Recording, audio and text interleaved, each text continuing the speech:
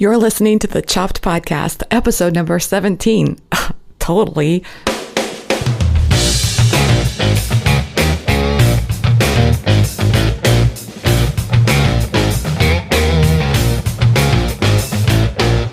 Hey everyone, I'm Marley of the blog Namely Marley. Thanks for joining me today for the 17th episode of the Chopped Podcast.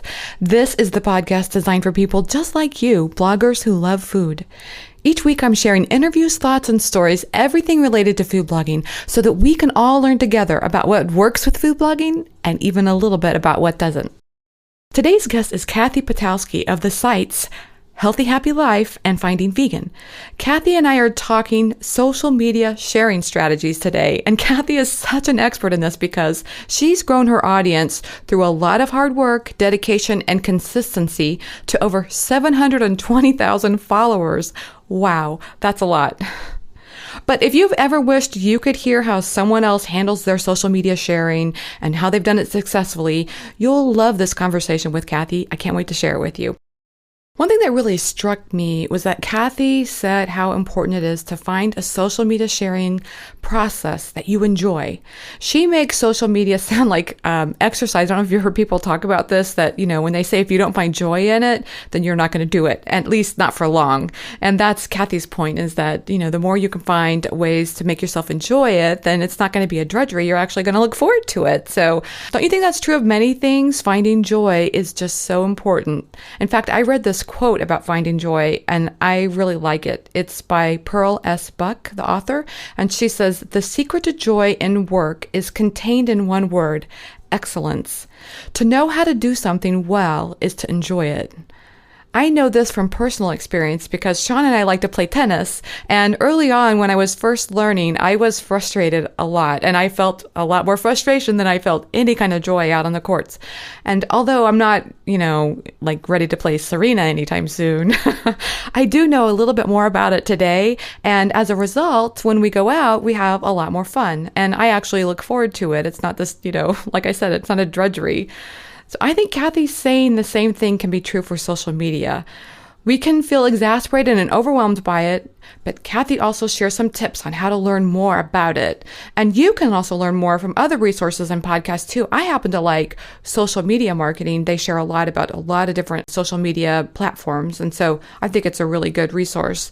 And day by day, you'll find yourself understanding it better and hopefully finding more joy in the process as well. That's the goal. I just have to say thanks again to everyone for your great reviews on iTunes. I can't tell you how much that means to me and to the show. I'm so glad to know that you all are finding the Chopped Podcast to be of some value in your life as a food blogger. So let me read to you one of the latest reviews. This one comes from Chocolate Slopes, and it reads, "This podcast is excellent for any level food blogger and keeps you entertained through the entire show." Thanks, Chocolate Slopes. I'm so glad to know that someone finds me entertaining. I'm going to have to be sure and remind my family of that the next time they seem like they're annoyed with my entertaining ways. Before we move on to the interview, don't forget to mark your calendars for October 15th through the 16th for the Chopped Conference. This is more than a food blogging conference. It's more than an opportunity to network with other like-minded folks. It's really an experience. That's the way I'd like to say it. Let me just read the mission of Chopped Conference for you. The mission of Chopped Conference is to bring together different communities of people with a passion for food around the core ideas of love, family, and community, and finding ways to share that via blogging to a larger audience. Oh, I just love that. It just gives me the chills every time I read it. And, I would love to see you at Chopped Conference. I think, we're going to have a great time. It's going to be a lot of great speakers, but more than anything, I think we're just going to build a great community together. So tickets are now on sale. So head over to choppedcon.com where you can learn more about the awesome speakers and buy your ticket today. Let's go straight to that interview with Kathy. Today's intro shout out is to Caitlin of the site Forage Dish.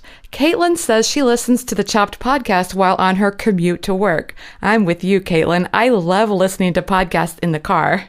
Thanks so much for your shout out, Caitlin. It means a lot. So what are you doing while listening to the Chopped podcast? Send me a shout out on Twitter or Instagram using hashtag ChoppedCon, and maybe I'll feature you and your site in an upcoming episode.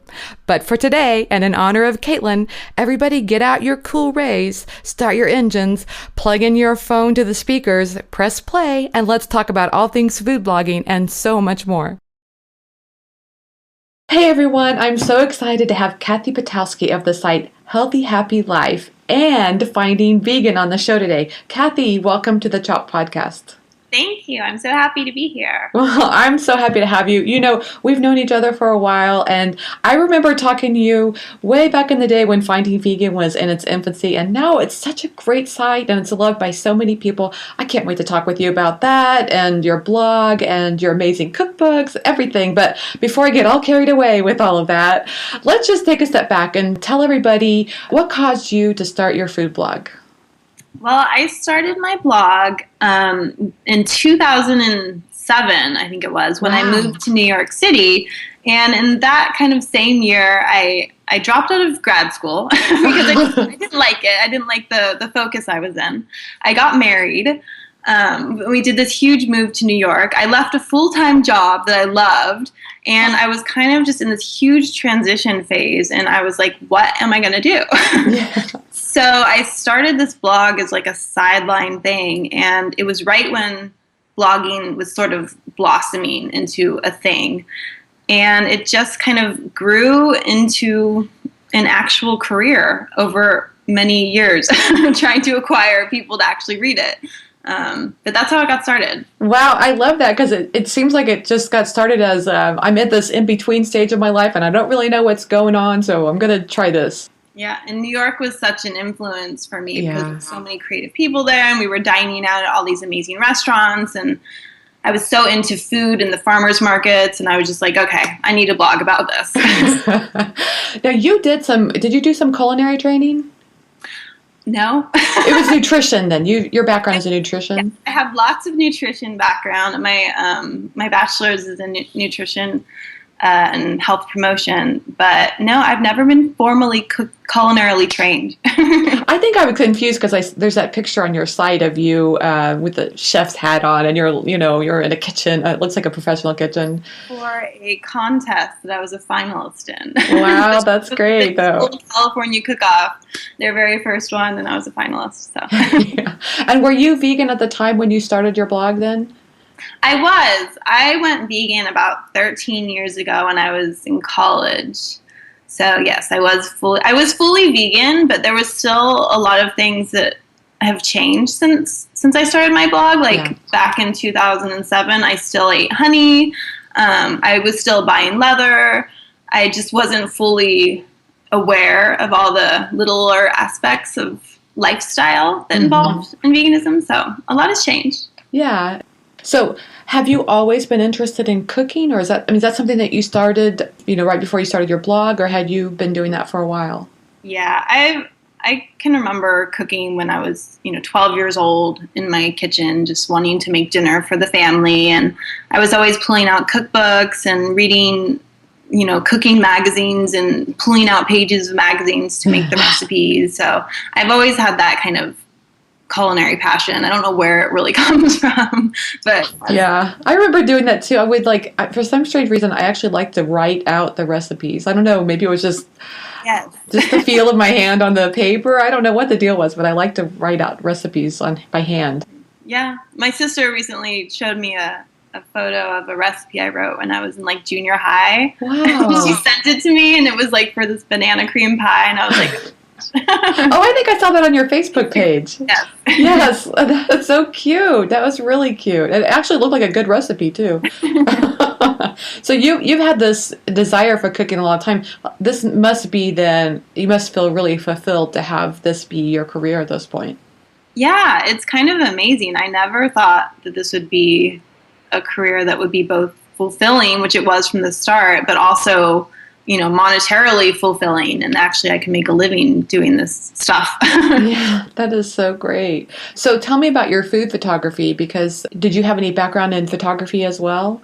No, I started my blog with a point and shoot camera, And that next year for my birthday, I got a Canon Rebel. That was my big first foray into anything beyond a point and shoot. Yeah. I remember Googling how to blog posts. I think it was Vegan Yum Yum. Yeah. She had an amazing photography how-to blog post, and I remember reading that like religiously, like over and over. And it just, all these little tips that I gathered online really helped. That's great. And your photography just blossomed from that. It seems like, even early on, you got some great opportunities that came your way as a result of kind of fine-tuning that skill. Yeah, I think, doing your own photography is so important for food bloggers. Yeah. And there's a lot of great guides out there on how to get better at it. Yeah, nowadays there's so many resources out there. It's incredible. So tell me, is there anything about food blogging that's just really stands out as your favorite thing? I think it's just the creativity that's involved.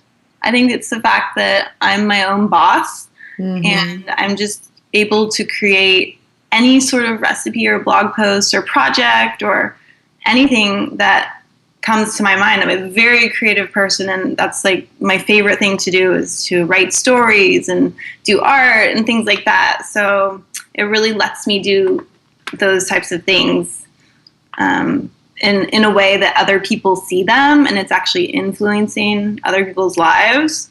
So when I hear like a comment where something is their favorite recipe, or they make my sweet potato burgers like every Friday and they love it, it's just, that's the best part for me. It's so awesome. So is there anything that, stands out to you as not your favorite thing about food blogging? Well, it's probably just the inconsistency in the monetary side. I think there's so many avenues that need to evolve and need to be improved for not just food bloggers, but kind of all content creators that are doing this type of work. So I'm anxious to see what happens in the next few years with that. So explain that a little bit for other people who are not so familiar with that. Like, so advertising rates, your traffic could go up, but your advertising dollars go down, or is that what you're kind of talking about, that kind of stuff? Yes, that, and also working with brands. There's still some brands that will definitely be putting up budgets for projects that you collaborate on, and there are other brands that still don't understand that you won't work for coupons. There's a learning curve going on here. I have a great story with that, because there's a brand I have recommended several times on my site, and they sent me an email and they said, we wanted to tell you how appreciative we are, and we're going to send you some stuff. And in it was it was like coupons for like 55 cents off. It wasn't even like a free product. It was like 55 cents off. And then I went to the store, and taped to that very item were coupons for $1 off from the store. Cracked me up. But you're right. I mean, each brand is on a different learning curve, and sometimes, they're just not aware of the value of a blog mentioning their product. Yeah, I think I was recently at a conference that said 70% of people who buy things were being influenced by bloggers and blogs. 75%, that's a lot. 70%, but yeah. Yeah, because, obviously they're trusting your recommendation. For example, I happen to know that you're an expert on matcha tea, so if I were thinking about different ones, I certainly would be coming to your site.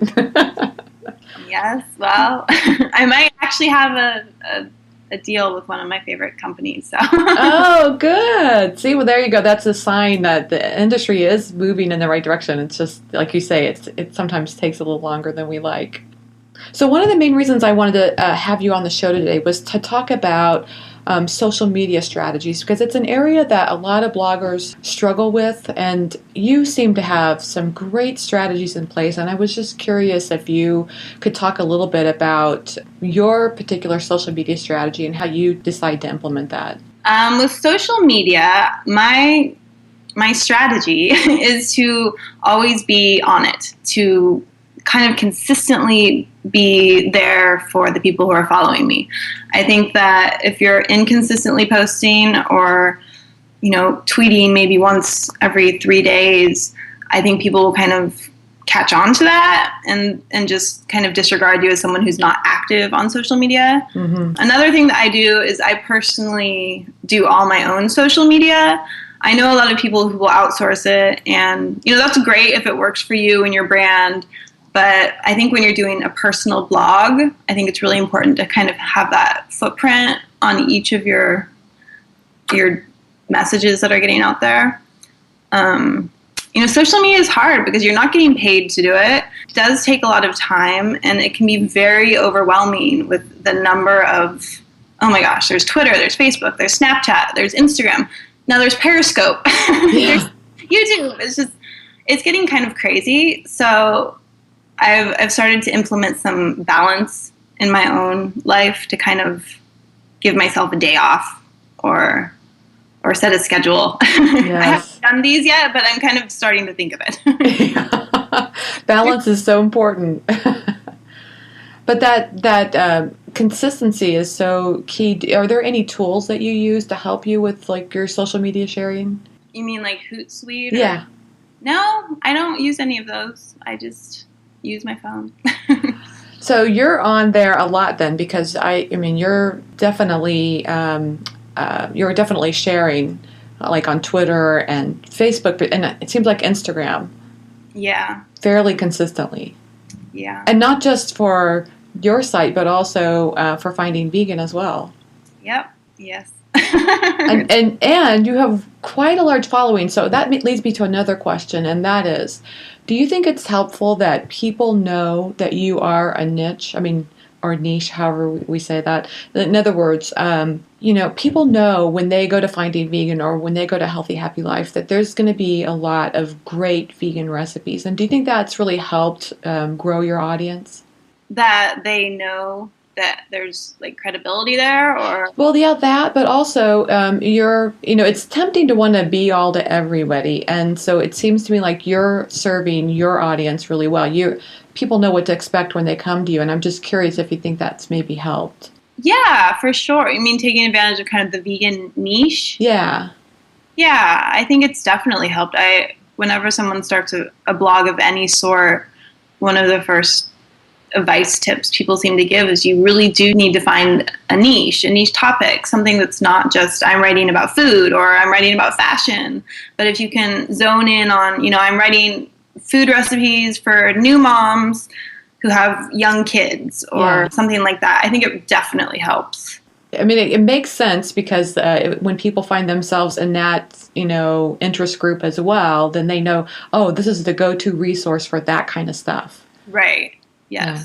Because you have a huge following on, I'm trying to think, like you have over 100,000 followers on Twitter alone. On Lunchbox Bunch, yes. And then Finding Vegan has like 35,000 also. Yes, so. and then if we go over to Facebook, then it seems like Finding Vegan has like 400,000 followers, right? It's like up to 450,000. Now, some of that is because Finding Vegan is kind of a unique situation in that you're getting people submitting recipes to you all day, every day, I'm sure. And then it's kind of natural that you're then sharing that on Finding Vegan. So you probably have a constant steady flow of new posts on Finding Vegan.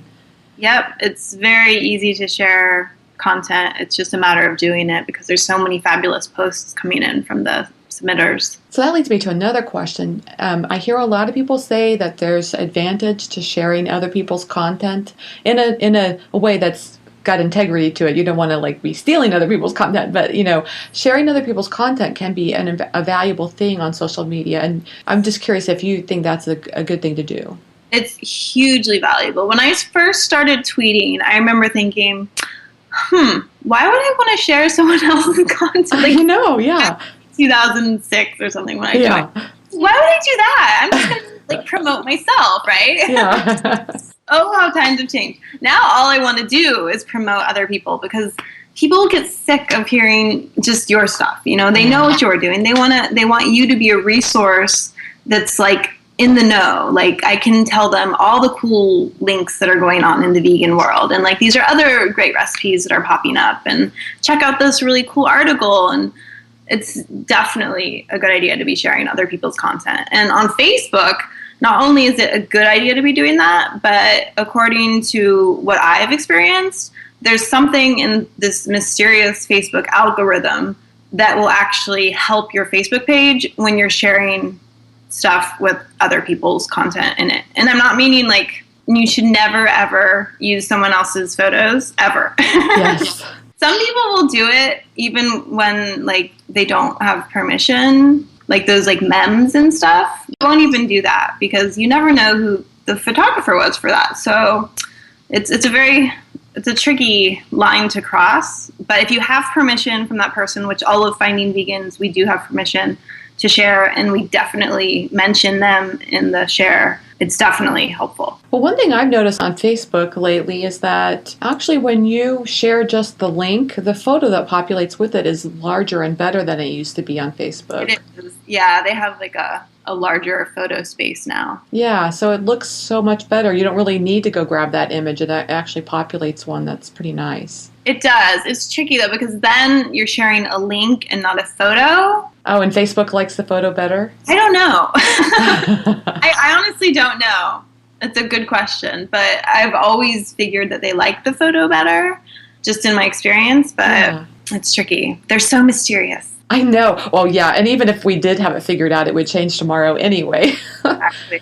That's the thing about social media is it seems like things change a lot. Do you have any tips for how you stay on top of the trends? Yeah, I think you just can't really get too upset if things start to change. You have to go with the flow. I mean, I think you were too, really excited about Vine, right? Yes, I was. I remember we were both on Vine. Yes. And I haven't posted a Vine in years because Instagram came out with video like the next day. And so, a lot of people still use Vine, but for me, it just killed it. And all those posts on Vine just kind of don't get used anymore, which is fine. Yeah. You're just able to go with the flow. So I'm still appreciative of it, though, because I had never tried stop animation before, and I love it. It's a lot of fun. Yeah. I don't know when I'll ever use it, but it's great. I was looking at those posts just a few weeks ago, and I was like, wow, that was cool. I know. I don't know, like we did some pictures of like my husband and I juggling different fruits or whatever, and it just, I don't know, stop animation's too much fun. I wish I could be good at it. And that's the other thing. I love social media. I actually have, fun. I have a good time doing tweets and doing Instagrams, and I really do enjoy it. I know some people that don't enjoy it as much, so for them it would make more sense to like outsource, but I really do enjoy it. Well, that leads me to my next question, which I think is something that you're really good at, and that is you let your personality come out and the things that are going on in your life on social media, and I'm really impressed by that. And I think for some people that's not easy to do. But it seems to me it takes that social media feed of yours from just like a cookie cutter, here's my post, here's this, here's that, to something that, I really feel like I'm connected with you as a result. I definitely try. I like to just put it all out there. Yes. I think if I had done this maybe 15 years ago or even 10 years ago, I would have been a lot more sheltered in sharing things about myself, but something about my 30s, I just feel like I'm just going to put it all out there and just be myself and just not be afraid of what people think about this tweet or, if I look silly or whatever. So I think that's really helped me kind of find my core audience of people who do love me, because if anybody does think I'm silly or doesn't like my personality, then that's fine. And they can just know that and go elsewhere. But that's not maybe your core audience at that point then. Yes. Yeah. So that's cool. So what are some examples of ways that you've incorporated your personal life into your social media? Like I know that one example that comes to my mind for you is that you share your cat videos a lot, and they're adorable, your cats are. So that's kind of a great way to like feel connected with you. Yeah, I try and share, things I do in my spare time or if I'm going to the beach or if I'm on vacation. I try and kind of incorporate my full life because my blog is all about wellness. Mm-hmm. And wellness is not just about a recipe. It's not just about, doing a workout plan. It's kind of about how you incorporate all those things into your daily life. So I actually think it's really important to show people what I'm doing on a day-to-day basis to kind of incorporate healthy food and exercise and being with friends and things like that. I think I'll just be completely honest with you, Kathy. Sometimes the thing that I worry about with being sharing information about myself personally on social media, like you say, we're about wellness here, and I have to be honest, I'm not always healthy. Like, I mean, I'm vegan too, and I would imagine that my diet compared to a lot of people's is really, really healthy. Like, I'm careful about what I eat a lot, but I'm not always perfect. And so I guess I have that as that standard. Like, how could I share about myself personally when I'm not always perfect? No, no one's perfect. No one's perfect. If you are perfect, then that's probably not healthy either. Right.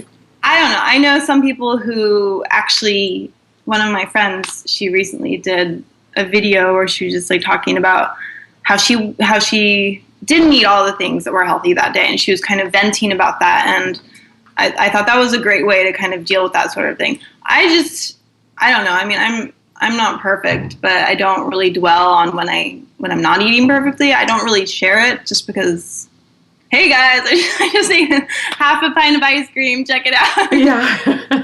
I think they just kind of understand that I'm only going to share the inspiring stuff and things that I want you to kind of be inspired by and possibly replicate or try for yourself.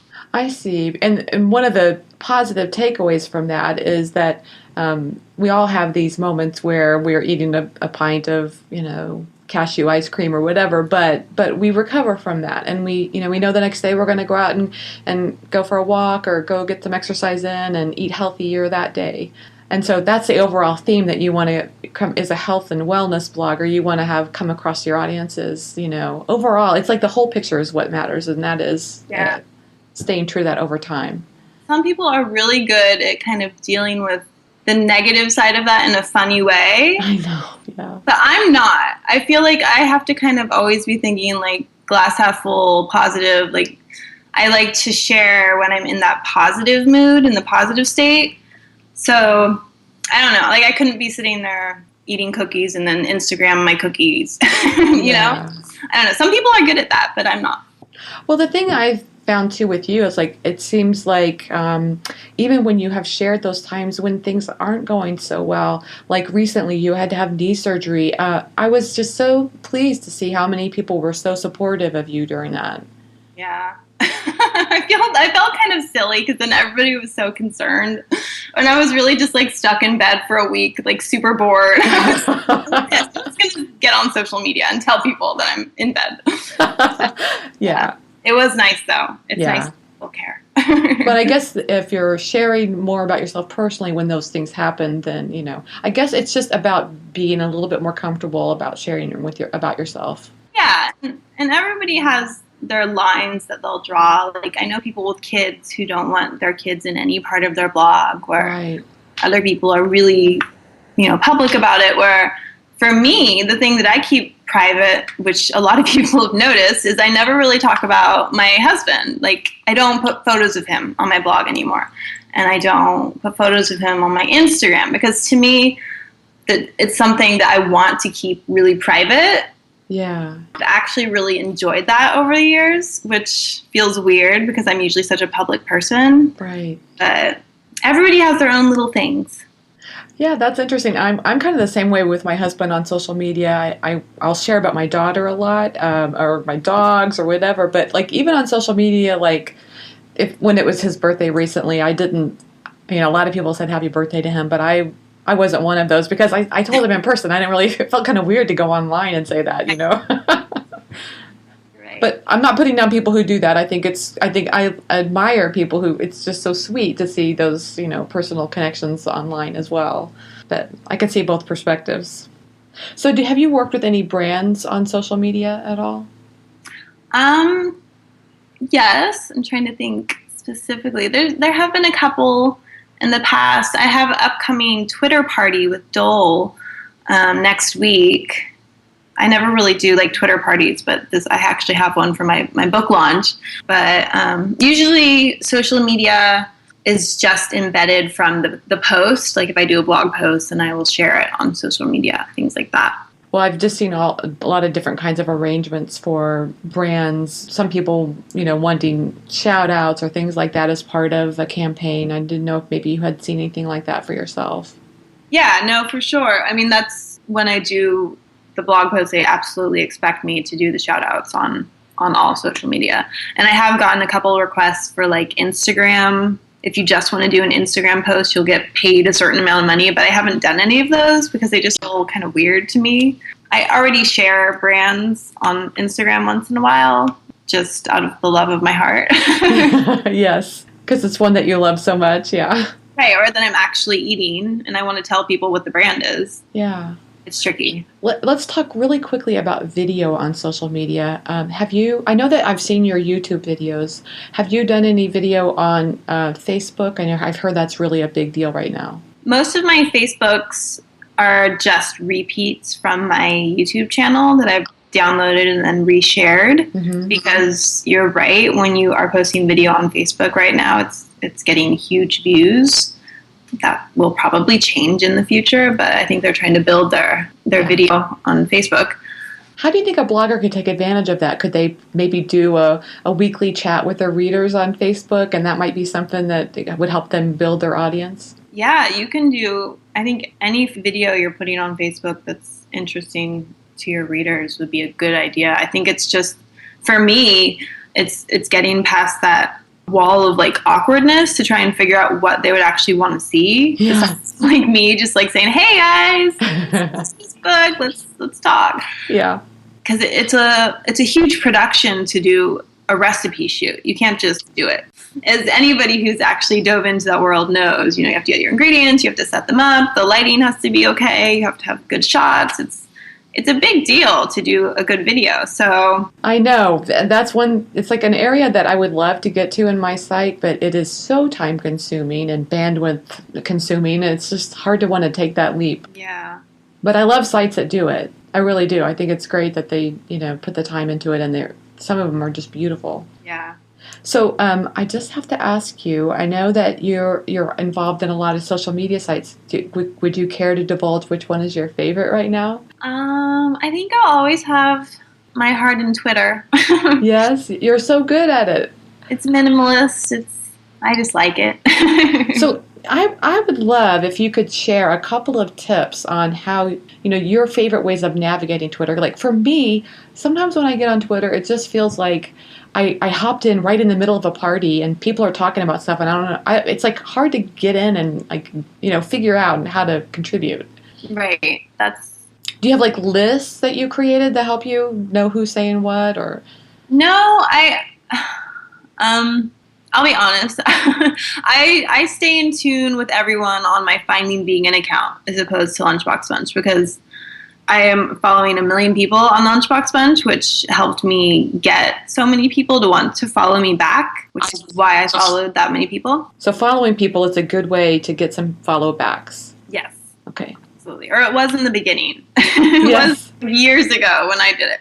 But I think you just have to be following people who you're really interested in. You have to kind of cut down your followers list. That can help, first off.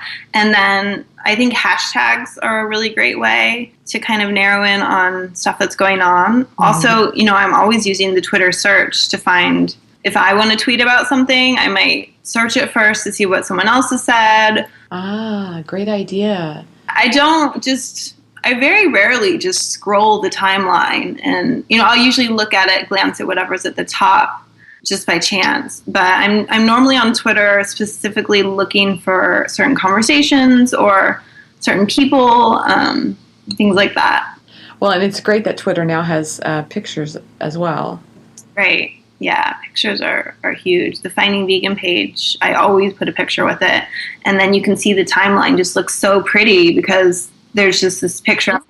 Yes. And can I ask, do you have that set up that it automatically publishes to Twitter, or do you do that manually as well? I do everything manually. Oh, wow, you are amazing. I don't know how you do it. I know. It's You ask yourself the same question sometimes, I'm sure. yes. I love it. I love it. I think a lot of what you said is really good, and that really it's about finding what works for you. The way you use it may not be the way somebody else uses it, and that doesn't make one way right or wrong. Yeah, and I think the bottom line is if you don't enjoy whatever your process is, you're probably not going to continue to do it. So you have to find something that you kind of enjoy. And that also includes like the types of apps that you use. Like some people just don't like Twitter, so they just use it. And then maybe they shouldn't be if they don't like it. Right, exactly. You know, it's so interesting because I read this book recently by, I know, let me just clarify that. I did not read the book. I heard an interview by the guy who wrote the book. So now in my mind, I guess I thought I read it. But anyway, he talked about how if you hated your job 9 to 5 and then you left that job and you started this business, and you don't do this business for the right reasons, maybe you're doing it because all you're about is just the money or the numbers or whatever, then really you're taking that mentality of that job that you hated and you're applying it to this business enterprise that you're doing. So you're not making it any different. Right. I thought, oh, that's so, what you said just makes so much sense. Like, you got to find a process or a platform or whatever it is that makes you, feel passionate about it. Otherwise, you're just spinning your wheels. Yeah, when I was at South by Southwest, I went to a presentation with Biz Stone. He was one of the co-founders of Twitter. He's also vegan. And he was talking about how when they started Twitter, one of the main things that they found why it was successful is because it was fun. And people thought it was fun to use. And all of the things that they've tried in the past that have like failed, they realized there's like no element of fun in it. And I think the bottom line is people, no matter what your age is, like you still want to have fun.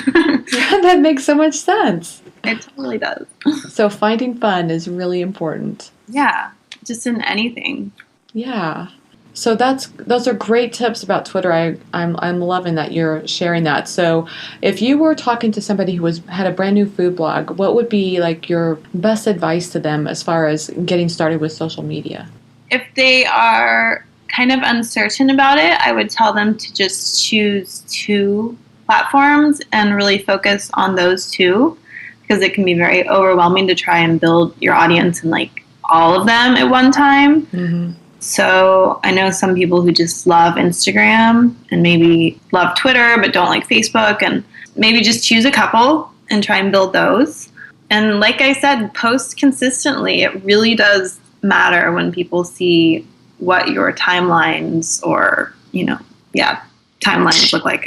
Yes. And that sounds like maybe find a way to turn that into a routine. Like, that maybe during the lunch hour, you're going to go do a few posts. You get up in the morning, you do a couple, and then over the lunch hour, you do a couple. And the next thing you know, you have that regular feed going. Right. Yeah. And also be active in a way that you're responding to other people, or even you're tweeting people or, adding people that you've never even talked to before. So you can spark conversations. See, I can see that going 2 ways. So first of all, what I'm hearing you say is to tweet other people. Like if you're trying to connect with somebody else, it's a great idea to retweet or tweet their stuff out and say, hey, I love this recipe. It looks delicious or whatever.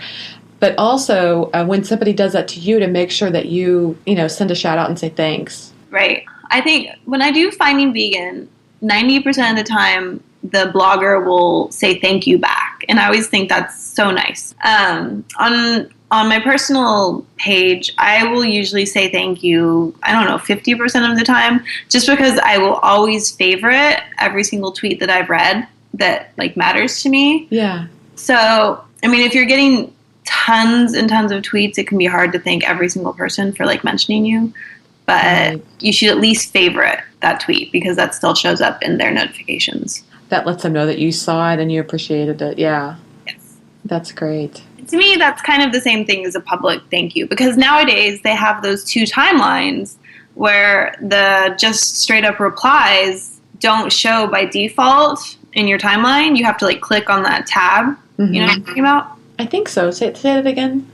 There's 2 tabs on your profile page where right. you can view the default now is if there's an @ reply as the first thing in the tweet, it will not show up in that default timeline. You'll have to click over to show tweets and replies. I wonder why they did it that way, to separate those out a little bit. Yeah, I think it's just trying to encourage people to talk more. That's true, and I think maybe Twitter has received some feedback that it does feel a little overwhelming, drinking from a fire hose kind of thing, and maybe that helps a person who's on Twitter to feel a little more organized. Right. That's great. And I've heard a lot of people say, too, that they like Twitter for its opportunity to reach out to brands versus as a platform to get a ton of traffic. Do you find that that's true, that each social media has like its own nuances like that? Yes, I think, well, definitely when it comes to brands, they do pay attention, most brands, to their social media. So that's definitely a good point. So, Kathy, tell me, is there anything exciting coming up for you that we can talk about? I have a book. That was kind of a leading question because I happen to have Kathy's book on my kitchen counter downstairs, and it's beautiful. I love it. Can you tell us about your book? My book comes out on April 28th, and it is, my smoothie book was my first book, but this is like my first like comprehensive book because it has everything in it, and all of the recipes are my favorite recipes from just the past 20 years of my cooking life. And there's some fan favorites from the blog, and there's also tons of brand new recipes. I did the photography for it. You've been busy, in other words. Yes. And it's not just recipes. There's a whole beginning part of the book where I talk about wellness and also some of my favorite pantry ingredients, kind of tips and tools to get you started as a vegan or add more plant-based meals to your diet, or just kind of grow the recipes you already have in your cooking repertoire. Yes, that's so exciting. And so this will be 2015. I'm sure will be a year for you to be on the campaign talking about your book and how exciting that is. Yeah, yes. That's great. So, here we are at the end of the interview, Kathy, and I have just a few fun questions I want to throw at you. Okay, so what's one food item you can't live without? Sweet potatoes. Sweet potatoes. Yeah. I really expected you to say matcha. No. I love matcha, but yeah, I always see you with matcha. So so sweet potatoes. So why do you like sweet potatoes so much? Oh gosh, I've loved sweet potatoes ever since I was little. I could eat them. I remember trying to request them for dinner. It's my main course. My mother always thought that was very strange, but it's just always been there for me. They're sweet and savory, and I just love them. Do you have a favorite way that you prepare them? Just, baked in the oven until they're sticky, sweet, and steamy. That's the best way to just prepare them, just natural. And then I'll take that and I'll usually blend it into a soup. I love roasted sweet potato soup. Oh, it sounds delicious. I'm getting hungry now. Okay, what's the favorite app on your phone? I keep talking about Twitter, but I really love Instagram. Yes. Visual. It's beautiful. I love it. It is beautiful. And it's just like a guilty pleasure almost, but it's also social media. Yeah. Little addicted, but I love it. Yeah, that's great. Do you have time for TV at all? And if you do, what's your favorite show? I love escaping the world for a while and watching television and movies. I just watched Game of Thrones last night, of course. But I also like Scandal. I like Once Upon a Time. These are TV shows. Okay, thank you.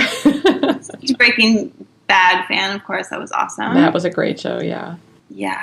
Movies, I'll watch anything. I love movies. My favorite movie of all time is Titanic, which is really corny, but it's true. No, but it's a great movie. It is. I think my favorite movie of all time is The Princess Bride. I just love that movie. I love that movie. Okay, this is an appropriate question for you. It's the final question, and it's appropriate for you because I know that you love Disney. So, which one is your favorite Disney princess? Cinderella, Belle, or fill in the blank? Cinderella. It's actually my nickname from high school. Really? Cinderella. I was actually Cinderella in our 10th grade class skit. Yeah. A lot of history here. That is a lot of history. 10th grade. Yes. Cinderella. So, Kathy, how can people find you online? You can find me on my blog, healthyhappylife.com, findingvegan.com, of course on Twitter at Lunchbox Instagram, I'm Kathy Patalsky, and Facebook is Lunchbox Bunch. YouTube is Little Lost Grape. Little Lost Grape? I didn't know that. Yeah, you can also find it on Kathy Patalsky. That's how I think I've connected with you there. Okay. Yeah. And yeah, I'm on Periscope now, Kathy Patalsky. Okay. Well, I will leave those links in the show notes page for everybody in case they want to connect with you and say, hey, to Kathy. Yay. Kathy, thanks so much for taking the time to be with me today. It was really fun to talk with you. Very happy to be here. Always happy to talk to you, Marley. Thanks so much to Kathy Patalsky for being my guest on today's episode of the Chopped Podcast. If you're on the road keeping your hands at 10 and 4 and couldn't write down something important, don't worry. We took the notes for you. Just head on over to choppedcon.com where I put up show notes for each episode, including the stuff we talked about today and more information about our guests. If you like the Chopped Podcast, you can pay it forward by leaving a review on iTunes. It helps the show so much. Also, you can spread the word about the Chopped Podcast using @ChoppedCon on Twitter or Instagram or even Facebook. Your shout-outs really mean a lot, and we read every one.